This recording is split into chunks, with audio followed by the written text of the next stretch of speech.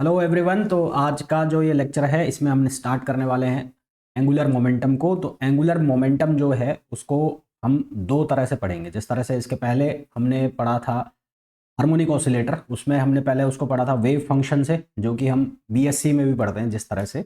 उसके बाद हमने उसको ऑपरेटर और कम्यूटेटर के फॉर्म में सॉल्व किया था। ठीक इसी तरह से यहाँ पर एंगुलर मोमेंटम वो भी हम पहले तो वेव फंक्शंस के फॉर्म में पढ़ेंगे, स्पेरिकल वेव कोऑर्डिनेट्स के रूप में हम यहाँ इसको डिस्कस करेंगे, और उसके बाद इसको हम कम्यूटेटर के फॉर्म में डिस्कस करेंगे। एंगुलर मोमेंटम जो चैप्टर है वो बहुत इंपॉर्टेंट चैप्टर है for MSc point of view, for competitive exam point of view. यहाँ से बहुत सारे क्वेश्चन बनते हैं। यहाँ पर एंगुलर मोमेंटम पहले हम डिस्कस करेंगे, उसके बाद हम स्पिन एंगुलर मोमेंटम डिस्कस करेंगे। तो ये एक ऐसा चैप्टर है जो दो सब्जेक्ट को कहीं ना कहीं जोड़ता है। दो सब्जेक्ट मतलब कि इसके बाद एक सब्जेक्ट आता है जो आप पढ़ते हो एटॉमिक फिजिक्स, है ना, एटॉमिक एंड मॉलिक्यूलर स्ट्रक्चर। तो वहाँ पर सारा का सारा जो यहाँ पर हम मैथमेटिक्स पढ़ेंगे, यहाँ पर जो भी हमारे पास मैथमेटिकल इक्वेशंस आएंगी वो सारी की सारी एज इट इज़ वहाँ पर यूज़ होगी। तो वहाँ पर हमें कोई दिक्कत नहीं आएगी अगर हमने ये चैप्टर को अच्छे से पढ़ा हुआ है।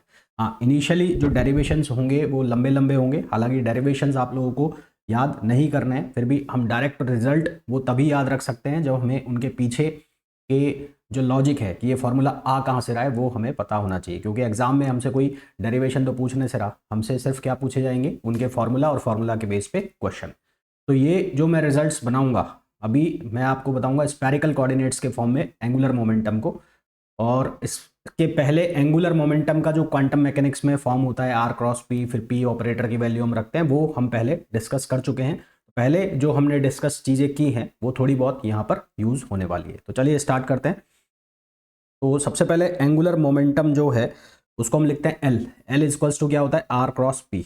आर का मतलब होता है पोजीशन वेक्टर और पी का मतलब होता है लीनियर मोमेंटम। या एल वेक्टर जो होता है अगर उसको मैं तीन डायरेक्शन में लिखूं, यानी कि एक्स वाई और जेड के फॉर्म में, तो इस तरह से हम लिख सकते हैं। और यदि इस आर क्रॉस पी को मैं मैट्रिक्स के फॉर्म में लिखना चाहूँ, डिटर्मिनेट के फॉर्म में लिखना चाहूँ, तो इस तरह से हम लिखते हैं। ये मैंने आपको पहले भी बताया है और इसको हमने सॉल्व भी किया है। तो यहाँ से हमारे पास एक वैल्यू बनती है एल एक्स, एल वाई और एल जेड की।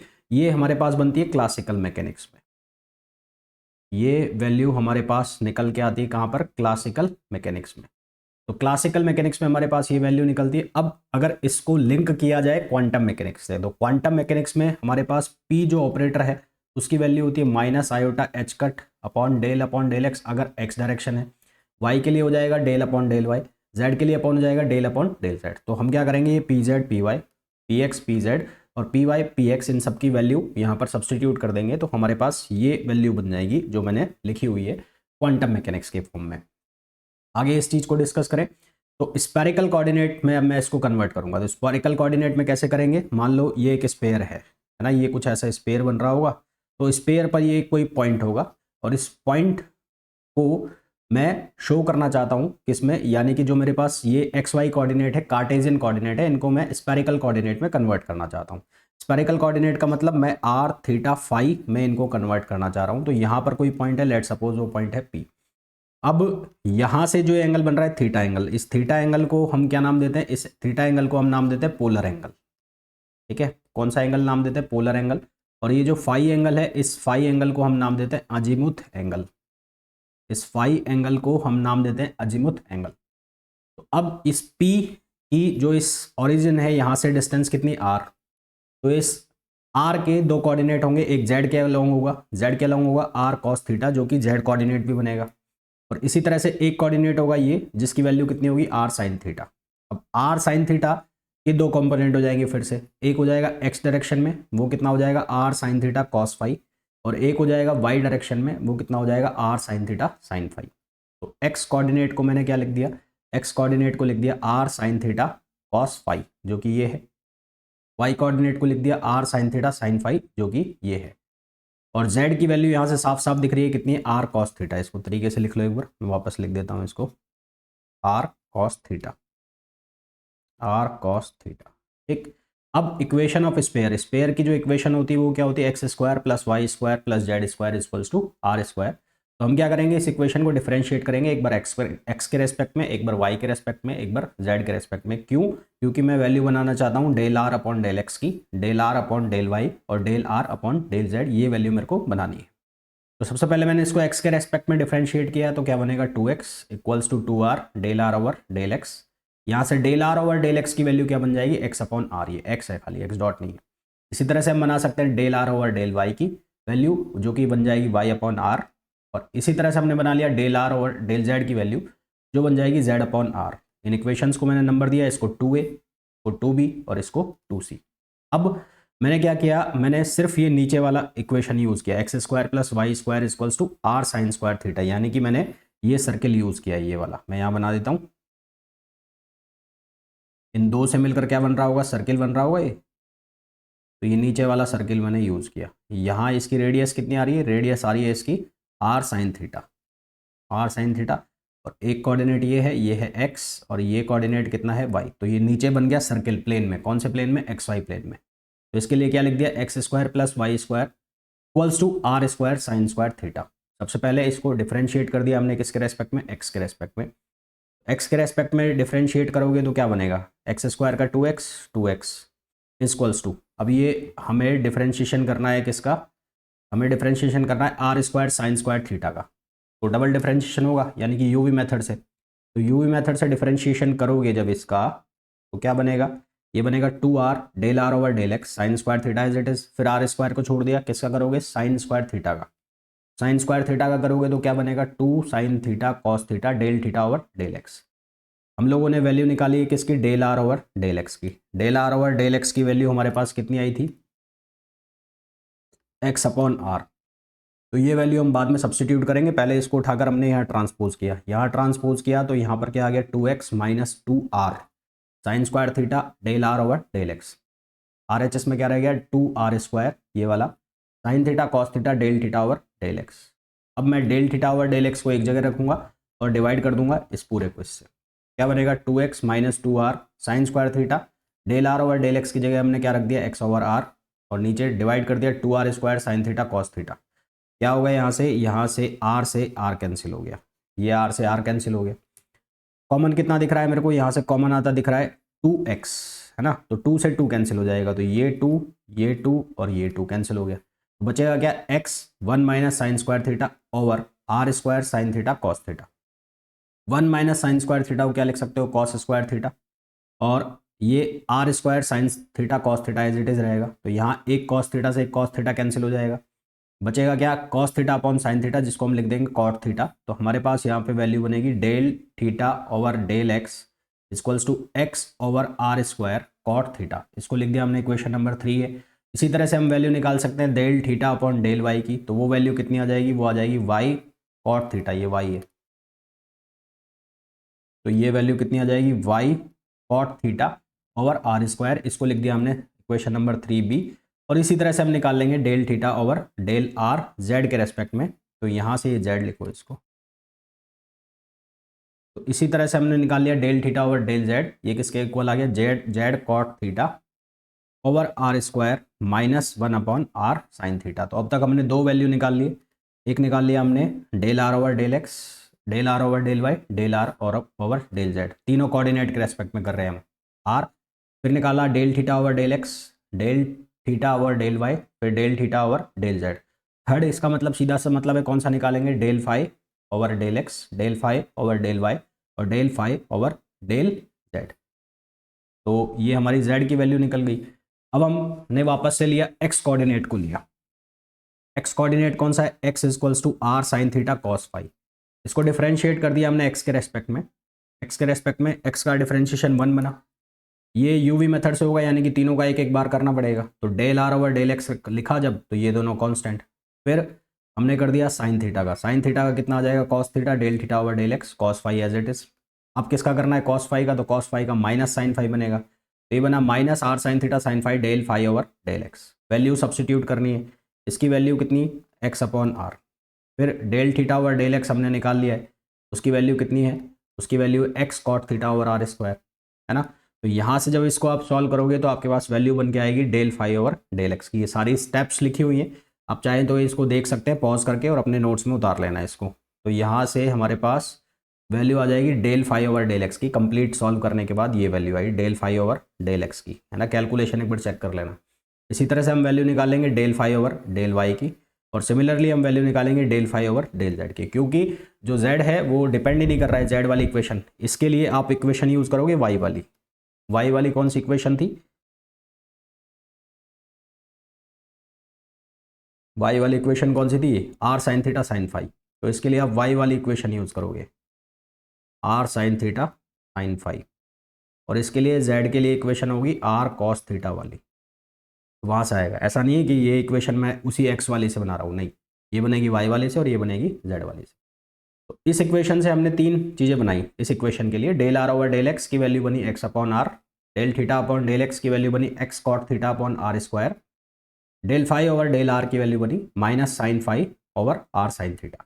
इसी तरह से इस इक्वेशन के लिए ये तीन वैल्यू हमने बनाई, del are over del y equals to y over r, del theta over del y y cot theta over r square, del phi over del y equals to cos phi over sine theta. Similarly z equals to r cos theta के लिए हमने value बनाई del are over del z equals to z over r. फिर हमने बनाया del theta over del z equals to minus sign theta over r. फिर हमने बनाया del phi over del z equals to zero. तो ये हमारे पास इक्वेशन बन गई। अब वेव फंक्शन जो है उसको हमने स्पेरिकल कोऑर्डिनेट में इस तरह से लिख लिया, आर थीटा फाई के फॉर्म में। तो यहाँ पर मैंने चेन रूल लगा के इसका डिफरेंशिएशन कर दिया। डिफरेंशिएशन किया एक्स के रेस्पेक्ट में। तो चेन रूल से हम इसको कैसे लिख सकते हैं? इसको लिख सकते हैं del psi over del are over del x, del psi over del theta over del x, del psi over del phi over del x. हमारे पास जो भी वैल्यू है वो हम सब्सटीट्यूट करते जाएंगे। यानी कि हमारे पास वैल्यू है del are over del x की, वो मैंने यहाँ रख दी। हमारे पास वैल्यू है del theta over del x की, वो हमने यहाँ रख दी। हमारे पास वैल्यू है del phi over del x की, वो हमने यहाँ रख दी। इसी तरह से ये हमने बना लिया del psi over del X, इसी तरह से हम बना लेंगे del psi over del Y, और इसी तरह से हम बना लेंगे del psi over del Z. ये तीन वैल्यू अलग अलग हमने यहाँ पर बना लिए। उसके बाद हमें x component of angular component चाहिए। तो एंगुलर मोमेंटम का एक्स कॉम्पोनेंट कितना होगा? L x. अच्छा, कई जगह आपको एल ना लिखा मिलकर जे लिखा मिलेगा, तो उसको देखकर कंफ्यूज नहीं होना है। कई बुक्स जो है वो जे यूज़ करती है, कई बुक्स यूज़ करती है एल। तो अगर जहाँ पर एल यूज़ होगा तो वो भी एंगुलर मोमेंटम ही है, जहाँ पर जे यूज़ होगा तो वो भी एंगुलर मोमेंटम ही है।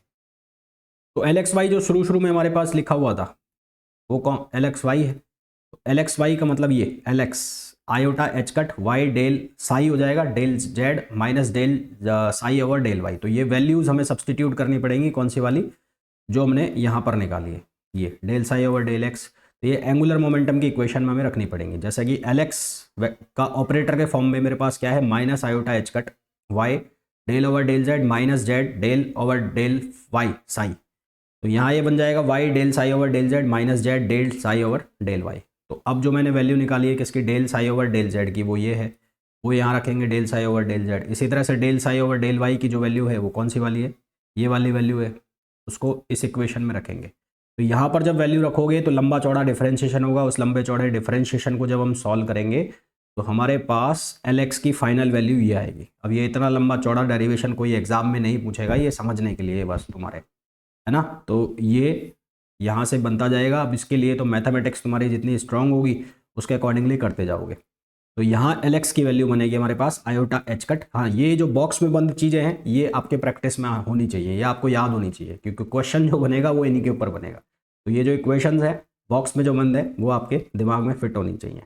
L X equals to iota H cut sine phi del upon del theta plus cot theta cos phi del over del phi, इसको लिख दिया मैंने 6a। इसी तरह से हम बना लेंगे एल वाई की इक्वेशन। एल वाई की इक्वेशन बनेगी iota H cut minus cos phi del over del theta plus cot theta sine phi del over del phi, इसको 6b लिख दिया। और इसी तरह से हम बना लेंगे एल जेड की इक्वेशन, और एल जेड की इक्वेशन हो जाएगी minus iota H cut del over del phi. ये मोस्ट इंपॉर्टेंट होगा क्योंकि इसके साथ हमें बहुत काम करना है। एल एक्स एल वाई फिर भी इतना इंपॉर्टेंट नहीं होगा जितना एल जेड वाली जो वैल्यू है वो हमारे लिए ज़्यादा इंपॉर्टेंट होगी, उसके क्वेश्चंस ज़्यादा पूछे जाते हैं।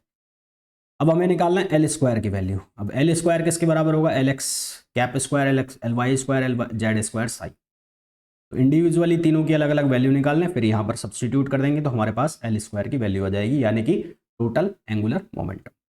एल एक्स स्क्वायर या एल एक्स स्क्वायर का जो ऑपरेटर है उसको ऐसे लिख सकते हैं। एल एक्स एक ऑपरेटर को छोड़ दिया, एक एल एक्स की वैल्यू रख दी। एल एक्स की वैल्यू कहाँ से लाएंगे? यहाँ से, ये वैल्यू। तो ये वैल्यू को मैंने यहाँ पर रख दिया। यहाँ रख दिया इसको, और ये साई है, साई को ले गए अंदर, ठीक है। और ये है आयोटा, ये आयोटा, अब ये वाला एलएक्स, अब इस एलएक्स की वापस से वैल्यू रख दी यहाँ पर, एक ये हो गया, ये हो गया, इसका भी आयोटा एच कट आया होगा, तो आयोटा स्क्वायर की वैल्यू -1 और एच कट स्क्वायर हो जाएगा। तो ये पूरी वैल्यू है, अब ये हमें सॉल्व करनी पड़ेगी, तो इसको मल्टीप्लाई करेंगे और ये इतना लंबा चौड़ा इसका आंसर बनेगा। ये कोई नहीं पूछेगा तुमसे। इसी तरह से हम वैल्यू निकाल लेंगे इसकी एल वाई स्क्वायर की और एल जेड स्क्वायर की, इनकी वैल्यू भी हम निकाल लेंगे। और ये सारी वैल्यू उठाकर हम कहाँ रखेंगे, ये जितनी भी वैल्यू है हम इस इक्वेशन के अंदर सब्सटीट्यूट कर देंगे। इस इक्वेशन के अंदर जब ये वैल्यू सब्सटीट्यूट कर देंगे हम, तो हमारे पास इक्वेशन बनेगी L cap square operator square minus H cut square del 2 upon del theta 2 plus cot theta R del over del theta plus 1 upon sine square theta del square upon del theta square, ठीक है।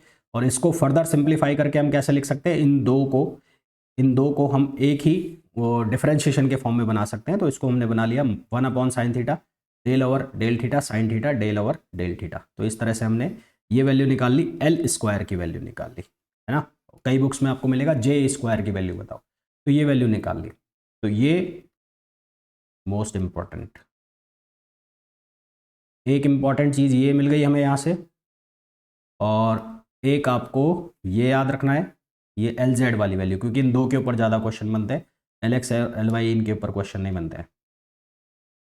और फिर आपको यहाँ से ये छोटी छोटी चीज़ें याद करनी है, जैसे कि ये वाली del are over del x, del are over del Y, del are over del Z. अब इसके बाद हमें क्या करना है, हमें लैडर ऑपरेटर्स का यूज़ करना है यहाँ पर। लैडर ऑपरेटर्स का मतलब एल प्लस और एल माइनस, लोअरिंग ऑपरेटर और रेजिंग ऑपरेटर, उनकी वैल्यू निकालनी है। ये जो हमारे पास वैल्यू आई है L X L Y L Z, इनकी वैल्यू का यूज़ करते हुए हमें लोअरिंग और रेजिंग ऑपरेटर की वैल्यू निकालनी है ना। किसकी, लोअरिंग और रेजिंग ऑपरेटर यानी कि लैडर ऑपरेटर्स की वैल्यू निकालनी है। फिर हम क्या करेंगे उसके बाद, फिर हम निकालेंगे एल स्क्वायर, जो ये मैंने एल स्क्वायर निकाला है यहाँ पर, जो मैंने एल स्क्वायर निकाला ये, और एल जेड, इन दोनों की हम आइगन वैल्यू निकालेंगे, आइगन वेक्टर निकालेंगे। फिर हम निकालेंगे स्पेस वैल्यू। तो ये सब एक बार हम करेंगे किसके फॉर्म में, स्फेरिकल हार्मोनिक्स यानी कि स्फेरिकल कोऑर्डिनेट के फॉर्म में। फिर इसी चीज़ को हम समझेंगे किसके फॉर्म में, कम्यूटेटर के फॉर्म में। तो ज़्यादातर जो क्वेश्चंस बनते हैं वो कम्यूटेटर वाले बनते हैं। तो ये हम क्यों कर रहे हैं, सवाल ये है, ये इसलिए कर रहे हैं क्योंकि जब मैं कम्यूटेटर वाले जो क्वेश्चंस आपको कराऊंगा, या जब मैं कम्यूटेटर आपको समझाऊंगा, तो यहाँ से मैं कुछ वैल्यूज़ डायरेक्ट यूज़ करूँगा। तो तब आपको ऐसा नहीं फील होना चाहिए कि ये तो मैंने पढ़ा ही नहीं है, ये मेरे को नहीं आता है, ठीक है। और दूसरी चीज़ मैंने कहा आपको, जैसे कि ये आपके इंपॉर्टेंट होगा एमएससी के अंदर भी, एमएससी में डायरेक्ट डेरिवेशन ये पूछ लिए जाते हैं, तो वहाँ डेरिवेशन के लिए तो आपको ये सब चीज़ें आनी चाहिए। वहाँ आपसे डेरिवेशन ही कराए जाएंगे, डेरिवेशन कराए जाएंगे तो 3-4 बार करके देखोगे तब जाके आपके दिमाग में बैठेंगे। और डेरिवेशन में ऐसा कुछ खास नहीं है, मैथमेटिक्स है, वो मैथमेटिक्स को एक फ्लो में चलाना है कि इसके बाद ये टर्म आना है, इसके बाद ये आना है, फिर वो डिफरेंशिएशन आपके प्रॉपरली होने चाहिए।